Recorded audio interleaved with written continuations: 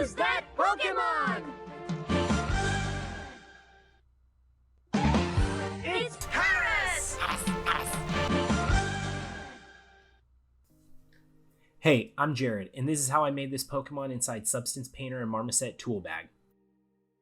Okay, so I finished my latest project, which was based on the concept and design by Stephen Oakley. You can go ahead and find a link to his art station in the description, or check out some of his really cool Pokemon designs on his Instagram.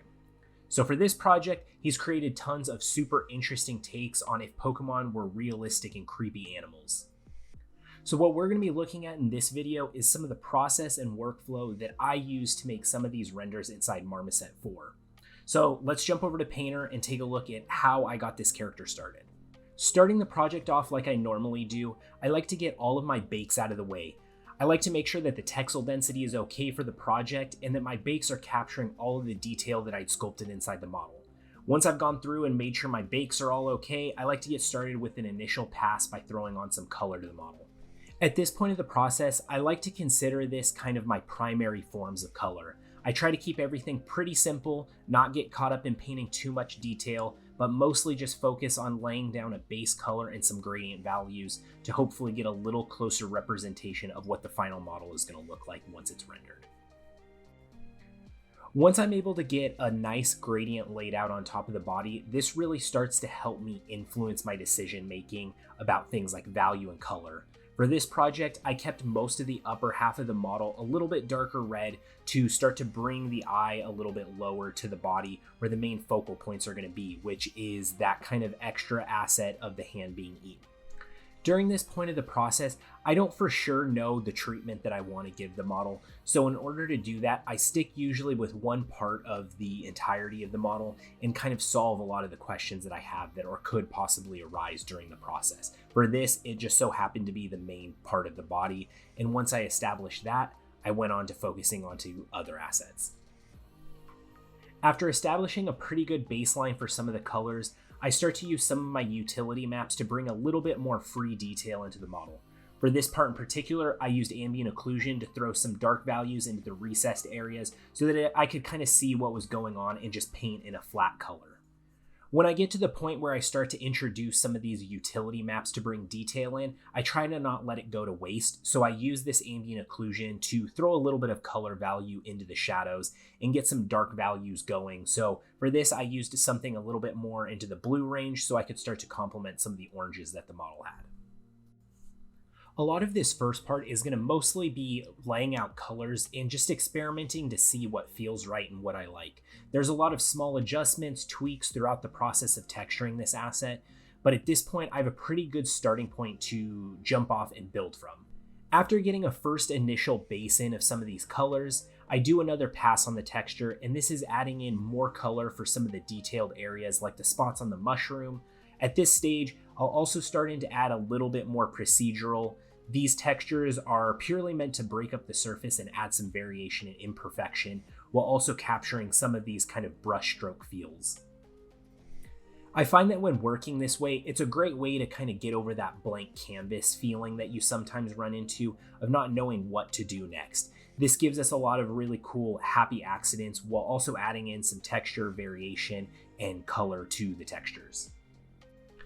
For these tiling procedurals, I mostly like to try and use textures that bring some of that brushstroke feel with it. The final look for this project, I want to look hand painted, so if I can get any of that stuff for free, I'm going to take advantage of it inside Substance. Okay, so now is when a lot of the manual work starts to come into play for me. At this point, all of the steps that I've been doing have just been laying the groundwork and foundation for myself before I start to jump into the actual hand painting. You can see the model has a large amount of the final look, but now I can take kind of that base foundation and start to mold it and make it feel a little bit more cohesive. When doing this phase, I tend to just throw on a single paint layer on top of the model and start painting. I start to figure out where I want the light and the shadow to be interacting with the model, as well as start to paint in some of the more nuanced details like where and what the transition from the belly to the back and different things like that start to look like. When doing the hand painted part of my character, Much like the procedurals that I lay down, I like to use a brush that has somewhat of a good starting point and kind of an organic painterly shape to it. I usually start with the palette knife brush that Painter already has, and I usually take the alpha and modify it just a little bit slightly so that there's more texture in my brush strokes. So the process of texturing by hand is going to be the longest part for me, but I feel it's definitely the most fun. I tend to just layer color down and not really undo anything. I like to just leave the brush strokes that I have and continue to just layer things on top of it because this forces me to live with my color choices that I make. I just have to continue to refine on top of the texture until I get a result that I'm happy with. When doing personal pieces similar to this one, I like to work on my textures based on the camera view that I'm going to be rendering at. So for this character, it was mostly focused on the front 3/4 profile shot, so I didn't tend to focus too much on painting underneath or the backside of the model just to save myself a little bit of time. I paint what's going to be seen so that I can really focus on just those aspects. At the point when I start to hand paint my textures is really when I'm going to start throwing over my model into a render engine. I want to start getting an idea of what the renders are looking like by testing out my model inside the engine. This is super vital to my workflow because it allows me to start to see things in more of a final context, and it allows me to iterate and just make adjustments and pivots based on what I'm seeing in the renderer. So jumping over to Marmoset, I set up an initial basic lighting setup similar to what I have to kind of match the concept. For this piece, I knew that I wanted to keep some of that painterly look and feel in the render, but I also wanted to take advantage of some of the things that the lighting and the shadows were doing inside of the 3D part of the renders. So this was kind of the trickiest part to tackle and finding the right balance of what I liked and what I didn't and what I wanted to keep and what I wanted to get rid of. There was quite a bit of back and forth between getting the shader to look and feel the way that I wanted it to. I wanted to make sure that the lighting wasn't affecting it in a manner that started to replace a lot of the hand-painted work that I had already laid out in my textures. After a lot of back and forth and getting my renders to somewhat of a decent base point, now I have a pretty solid idea of the direction of where I want to head things to finish it up. Back inside Painter, I give a final pass on the body to kind of bring it to a layer that I'm happy with. And from there, I'm able to jump to some of the other aspects of the character and start to bring them up to the same level. Once I've gone through and given every asset on Paris a pass to bring them all to the same kind of quality level, that just left me with the hand texture that I wanted to address. When creating the textures for this piece, I really liked the idea of having Paris being more saturated and poppy feeling with colors like red and orange.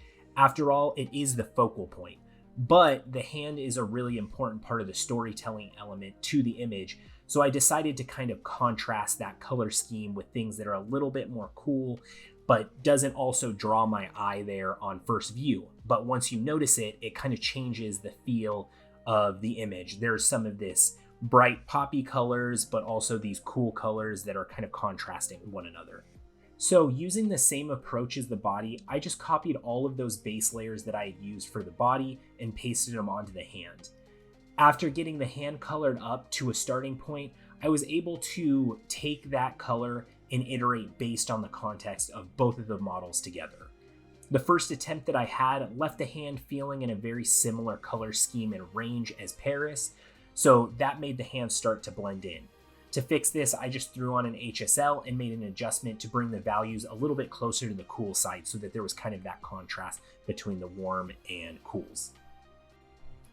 At this point in the process, everything's starting to feel pretty good texture-wise, and overall I'm pretty happy with where things are at. Now we're faced with the last kind of 10% of the project, which is going to be fine-tuning things and getting the renders to look the way that I want, which was a very tricky part of this process. During this point of the process, I'm mostly focused on a lot of the things inside of the engine. I start to take a look at some of the things like focal length, as well as making adjustments to camera position to help illustrate my final composition. When making these small adjustments to the final composition, I try to really see if I can find any last minute happy accidents by playing with things like render settings or focal length, or just some of the different aspects that the camera can have that can influence my style. For this piece, one of the happy accidents that resulted from this process was making some of the different adjustments to the barrel setting and exaggerating the warp of the camera lens, as well as starting to kind of just try and play with lenses that felt like they could be macro lenses for insect photography. When doing these hand-painted pieces, I tend to go back and forth with how I want the final renders to look. For this piece in particular, I was a fan of how the model was looking unlit and without any shading, but by the end I ended up sticking with the shaded version as it kind of helped my overall presentation and allowed for a little bit more nuance with some of the shadows that the lights were creating. So after a number of revisions and tweaks, I finally finished, and here are some of the final shots. And that's how I made this demonic Paris using Substance and Marmoset Toolbag. So thank you for watching up to this point. If you guys have any ideas for future things to show or questions about this piece, let me know in the comment section. Thanks again for watching, and I'll see you next time.